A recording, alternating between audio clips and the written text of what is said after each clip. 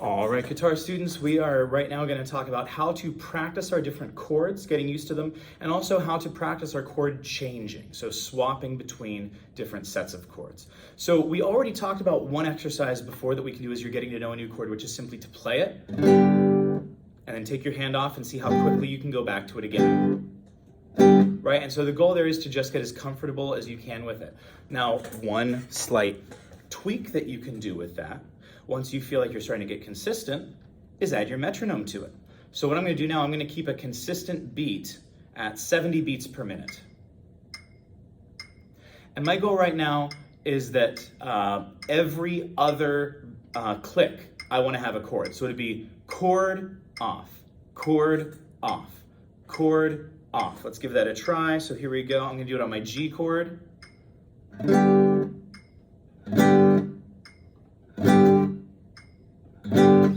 Now, that might be too fast for you, and that's fine. If that's the case, you can lower that number down on the metronome. If that's too easy, you can speed it up just a little bit. And that's the first thing that I would do, because at this point what I'm doing, the very first step we've done is just taking your hand on and off, putting it back as you're able to make sure that your hand is getting a good sense of what it's supposed to do. Once you feel like you've got that good sense, then you can start saying, okay, I want to make myself consistently be able to do it faster and faster, right? So that's the first step. Now let's say that you've gotten used to all of your chords and you're ready to switch between them. The hard part of your chords is swapping between them. It's not holding on to a single chord and doing a strumming pattern. Usually once you've gotten there, it's fairly easy. Once you've learned the pattern, it's fairly easy. The trick is always going to be swapping between different chords. And so we want to isolate that. We want to practice that over and over and over. And so right now I've got the chords G, E minor, C, and D. And so I want to practice every single combination of those chords. We're not going to do all of those in this video right now, but I do want to walk you through the way I'm thinking of that. So the first change that I want to do is I need to practice my G to E minor. And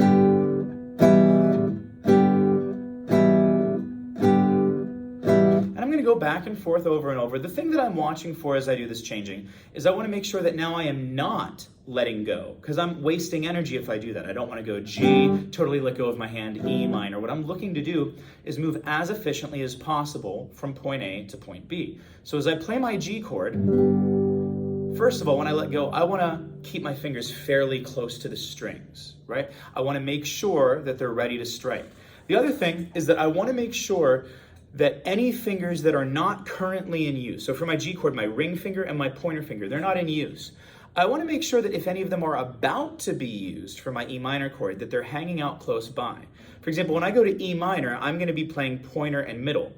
I can't do anything about my middle finger to get it ready there early, but I can keep my pointer finger hovering in place. Notice that when I play my G chord, I'm not holding down that finger. I'm not actually pushing it down, but I'm hovering right nearby, so that when it comes time to actually do that change, watch, my pointer finger is going to already be in place. All I have to do now is pivot my middle, and I'm ready to play my chord. Likewise, when I go from E minor back to G, look at my pinky.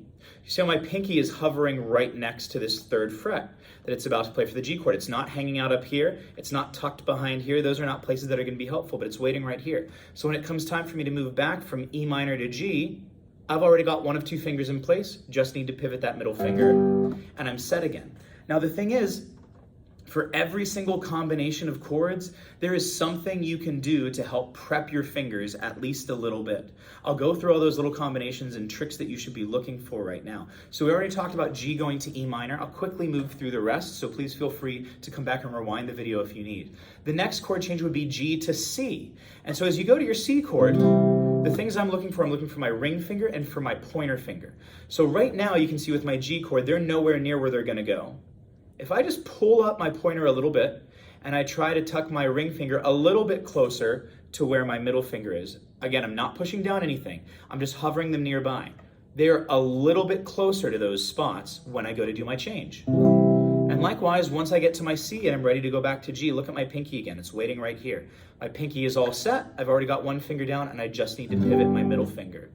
The next one we want to look at is G moving to D. So if you take a look right here for G to D, during my G chord, my ring finger is hovering over the second string, 3rd fret, and my pointer finger is hovering over the 3rd string, 2nd fret.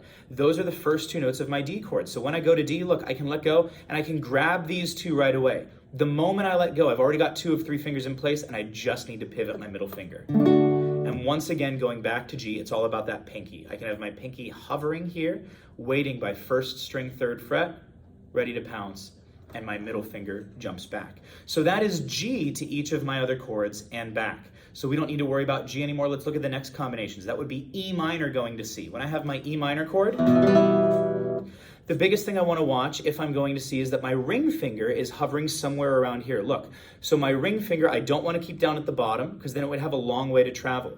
This is where it's going. I want to keep it nearby. You can see how I have all 3 of these fingers hovering close together. These 2 are actually pushing down my chord. This one's waiting. When I move, I'm going to let go of my pointer finger. Middle finger can stay there, right? It's already in place. It's in the same spot for E minor that it would be for C. So I let go of my pointer, my ring comes down, it's already been hovering there, and again, I'm back to having just 1 finger to pivot. To get back to E minor, again, I'm just gonna let my middle finger stay right where it is and pivot that pointer back into place. Nice and easy. To get from E minor to D, it's a little bit trickier, but one thing I want you to notice, look at this. So from my E minor to my D chord, it doesn't look like it, but I just want you to notice that these 2 fingers are still staying in line with the 2nd fret. They're no longer on adjacent strings. There's now a string next to them, but I want you to see that. 2nd fret right here, they're both on the 2nd fret right here. So you want to move these 2 fingers almost as a unit. In fact, you might even try doing this movement before you ever throw in the ring finger. Just these 2. When you get good at that, I move those 2 and my ring finger comes and pivots in. Getting back is even easier. My ring finger lets go and these fingers move together. I want to glue them almost so that they move as 1 unit back into place. So that's the main changes. And then we've got one more set that we need to worry about, which is going back and forth between C and D.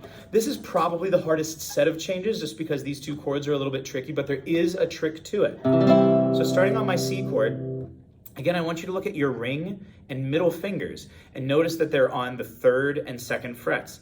That's the frets they're going to be on for the D chord as well. You're just dropping down a couple of strings. Does that make sense? Here's my C, here's my D. And so I can move those 2 as a unit, and then I just have to have my pointer finger come and pivot back. Likewise, when I go back from D to C, I'm going to simultaneously move these 2 fingers as a unit and pivot that pointer finger back in place for C. Now, you're not going to be able to do all of these things right away necessarily. You might have even been trying to follow along there and you find that you can't move all those fingers at the same time. That's fine. Go slow, go a little part at a time. If you need to, literally move 1 finger at a time and make it learn its trajectory where it's going. But the key here, again, number 1, we want to make sure that we're not wasting any time when we let go. We want to make sure with all of these chord changes that you're actually going as efficiently as possible from point A to point B. So let's say that you've generally got these down. Again, I would first practice with no metronome, just saying, let me get my fingers used to what they're supposed to do. Then once you've done that, you grab that metronome again, and I'm going to do basically the same exercise. So I'm going to move it down for the moment. I'm going to move it to 60 beats per minute, and I'm going to play it. And let's say that I want to practice my change between G and E minor. I'm going to try to basically play G and E minor and G. So I'm going to leave 1 click in the middle for myself to move. So every other click, I'm going to play one of my chords. So it'll be with it.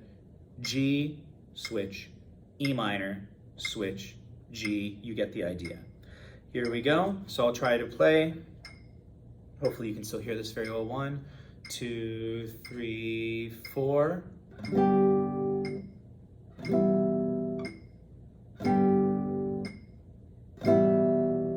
Hopefully that makes sense. And so again, once you've got it at that speed, let's say again that that's too fast, that's fine, slow it down. Slow it down to 50, slow it down to 40, slow it down to whatever you need to be able to do it well, right?